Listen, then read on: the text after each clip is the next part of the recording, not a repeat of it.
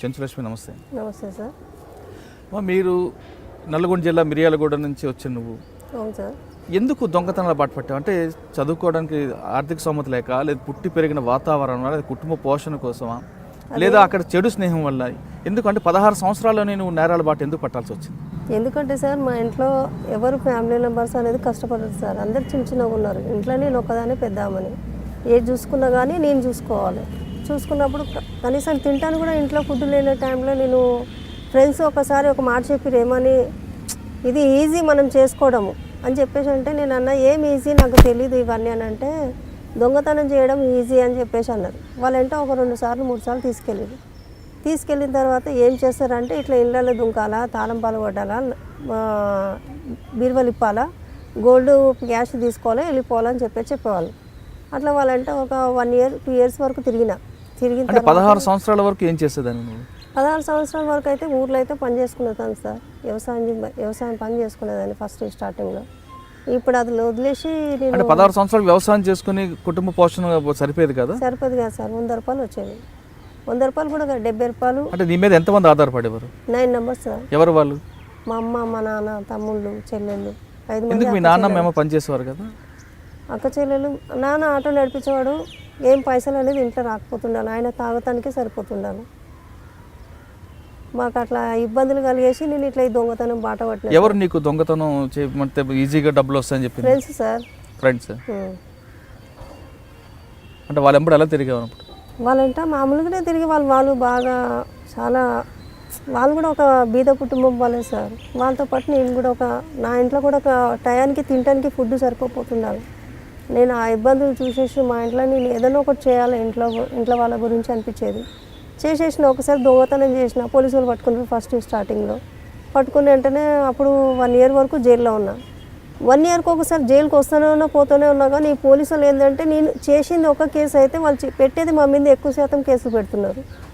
అది సార్ ఇబ్బంది ఏంటంటే ఇప్పుడు లోపల ఉన్న తర్వాత ఈ కేసులు ఎప్పుడు తెగిపోతాయి ఏం సంగతి, మా ఇంటి కుటుంబ సభ్యులలో నేను ఎప్పుడు కలిసి ఉంటానని చెప్పేసి అది అనుకుంటా. అది అనుకున్న తర్వాత మళ్ళీ పోలీసులు ఏం చేస్తారు, బయటికి వెళ్ళిన వెంటనే ఇక్కడ నుంచి గేట్ల నుంచి బయటికి వెళ్ళిన వెంటనే ఇంకో ఏదో కేసు ఉందని చెప్పేసి అక్కడి నుంచి అట్లనే తీసుకెళ్ళి మళ్ళీ తీసుకొచ్చి జైలు వేస్తారు. అది సార్ మేమేం చేయని దాన్ని కూడా చేసింది ఎవరో చూసుకొని పట్టుకోవాలా. అంటే మొత్తం ఎన్ని సంవత్సరాలు చేసావు దొంగతనాలు? ఒక 2003 వరకు చేసిన సార్. అంటే ఏ సంవత్సరంలో స్టార్ట్ చేసావు? 2003లో ఎండ్ అయింది. 2003 వరకు చేసిన సార్. ఇంకా అప్పటి వరకు 1 yearకి ఒకసారి జైల్లోకి వస్తున్నా పోతున్నా. అంటే 2003 వరకు దొంగతనం చేసావు. మీ ఫ్రెండ్ ఎవరో చెబితే ఆమె ద్వారా దొంగతనం. అంటే ఫస్ట్ దొంగతనం ఎక్కడ చేశారు? ఫస్ట్ దొంగతనం ఇక్కడ మన లింగంపల్లి సార్. ఎలా చేసావు? అది ఫ్రెండ్సే తీసుకెళ్ళారు సార్. నన్ను బయట ఉంచిరు, వాళ్ళు లోపల దుంకిరు. ఆ తర్వాత వాళ్ళ వెంట ఒక 4-5 సార్లు పోయినా.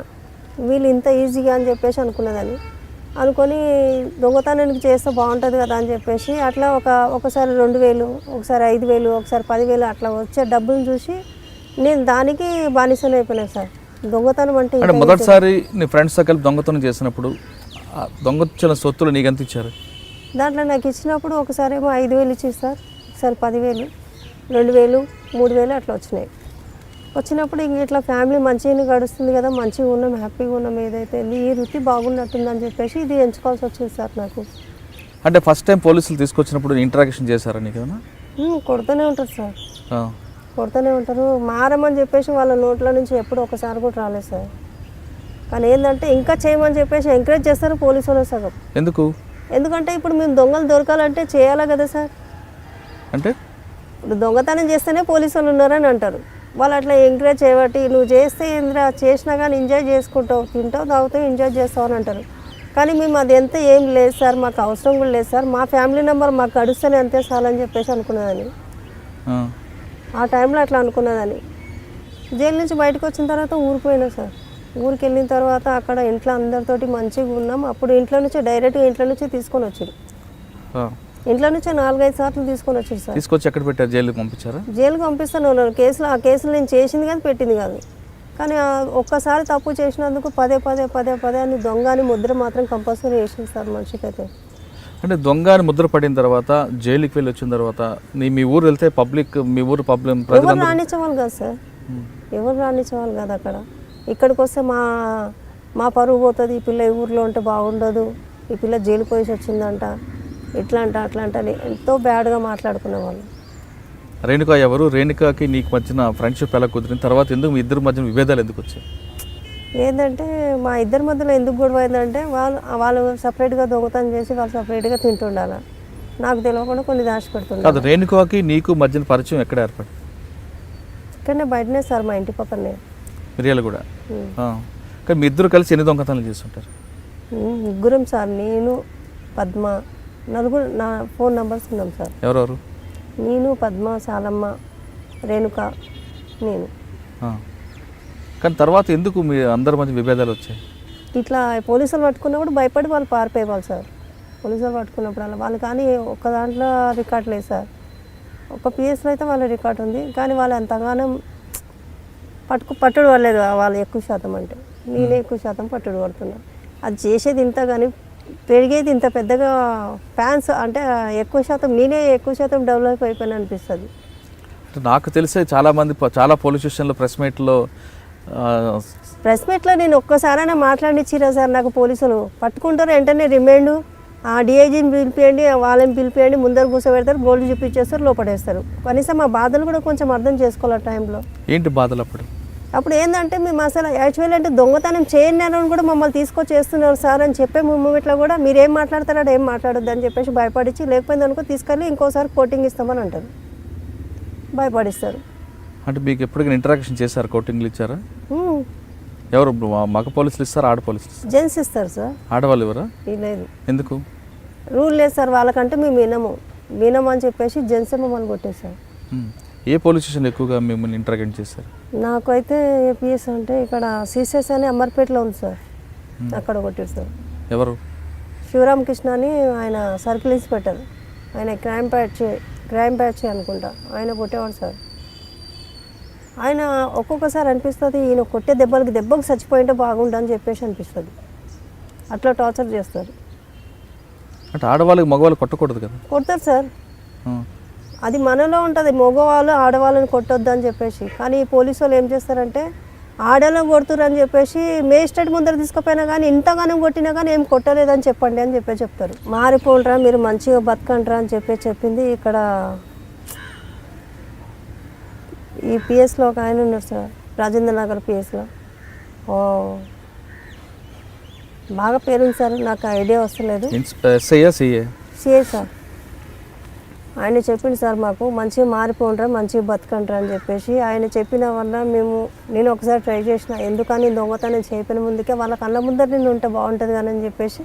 సార్ నేను రిలీజ్ అయిన వెంటనే మీ పిఎస్కి వచ్చి మీ ముందరనే ఏదైనా ఒక పని ఇప్పియండి సార్, నేను ఇక్కడనే చేసుకొని బతుకుతాను సార్ అని చెప్పిన. అంటే మా పిఎస్కి వచ్చి మా పిఎస్లో దొంగతనం చేస్తానికి అని చెప్పేసి వాళ్ళు భయపడిస్తారు. ఇది 200 కేసులు చేసింది, దీని ఇప్పుడు మళ్ళీ ఏదైనా ఒక కేసులో ఇరికియాలి దీన్ని అని చెప్పేసి అనుకుంటున్నారు సార్ పోలీసుల ఉద్దేశంలో. ఇప్పుడు నేను వచ్చే మూమెంట్లో ఒక ఆయన కనిపించిండు, ఏం చేస్తున్నావు, ఏం సంగతే, ఎక్కడ ఉంటున్నావు అన్నాడు. సీదా మాట్లాడు సార్, మీరు అట్లా వరస్ట్గా మాట్లాడొద్దు నాతోటి అని చెప్పేసి అన్న.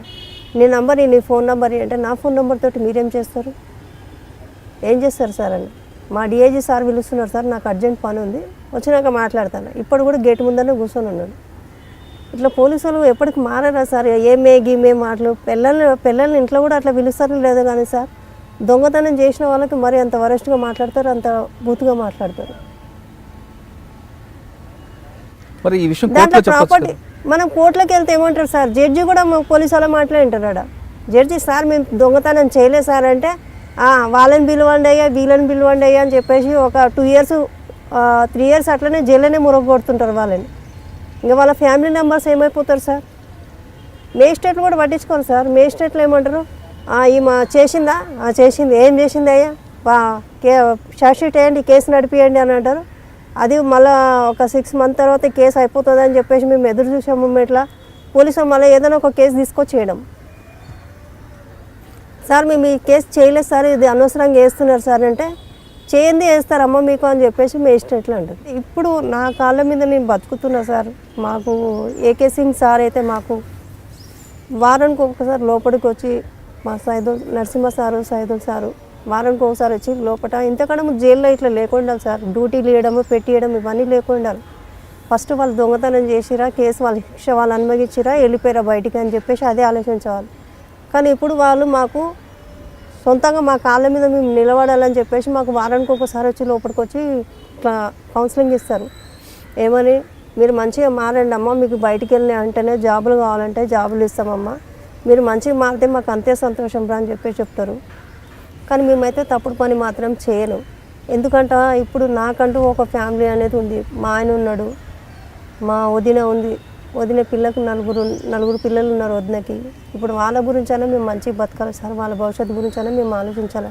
ఇన్ని రోజుల నుంచి మేము తప్పు చేసింది ఇప్పుడు అంతా మర్చిపోయినాం సార్, నాకు వద్దు, ఆ జీవితమే నాకు వద్దు అని చెప్పేసి. కానీ చెంచులక్ష్మి పాత జీవితం మర్చిపోతుంది, కానీ చెంచులక్ష్మి వివాహం ప్రేమ వివాహం లేదా పెద్దలు కుదిర్చిన వివాహం? లేదు సార్, లవ్ మ్యారేజ్ సార్ మాది. నీకు ఎక్కడ పరిచయం ఆయన? ఆయన జాతరకి వెళ్ళినప్పుడు పరిచయం అయింది సార్, తనకు కూడా ఎవరు లేదు. అతను కూడా నేరస్తుడే, ఇద్దరు నేరస్తురాలు కలిసి పెళ్లి చేసుకున్నారని పోలీసులు అంటుంటారు. లేదు సార్, తను అసలు నేరం అనేది తెలియదు సార్ ఆయనకి. మరి ఎలా పరిచయం అయింది? ఇప్పుడు ఇంటి ఎదురుగానే బాడీగా ఉన్నాం సార్ మేము, ఆయన కూడా అదే ఇంట్లో బాడీకి ఉండేవాడు. ఉంటే అట్లా పరిచయం అయింది, మా ఇద్దరి మధ్య పరిచయం అయ్యి మ్యారేజ్ వరకు మా అమ్మ వరకు నేను తీసుకొస్తే నేను పలానా మనిషిని ఇష్టపడ్డమ్మా, నేను చేసుకుంటామ్మా అంటే, వద్దు వాళ్ళది ఏం క్యాస్టో ఏం సంగతో మనకు వద్దని చెప్పేసి అన్నది.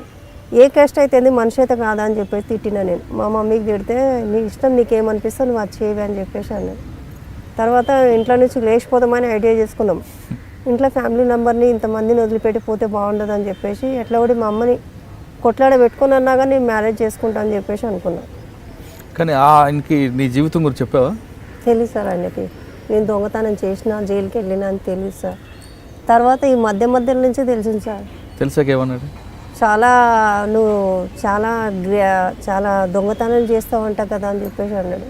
నేను అన్న, దొంగతనాలు ఒకప్పుడు చేసిన, ఇప్పుడు నాకు వద్దని చెప్పేసి నేను అంతా వదులుకున్నాను. నా బతికేందో నేను బతుకుతున్నాను, నా లైఫ్ ఏందో నాకేందో ఇప్పుడు కనిపిస్తుంది. నిమిషంలో 10,000 15,000 సంపాదించుకున్న దానికి ఇట్లాంటి లైఫ్ ఎందుకు వచ్చిందా అని చెప్పేసి నేను బాధపడతలేను. ఇప్పుడు గర్వంగా ఉంది, ఎందుకంటే తలెంతుకొని నేను బతుకుతున్నా, నాకు అది చాలు. అప్పుడు ఏ పోలీసు వాడు వచ్చి ఎవడొచ్చి తీసుకుపోతాడు అని చెప్పేసి భయపడేవాళ్ళం, కానీ ఇప్పుడు నాకు ఆ భయం అనేది లేదు. నా పేరు Swathi Lakra. For more videos, subscribe to iDream. Hello, this is Renu Desai. Please subscribe to iDream. Do subscribe iDream Media.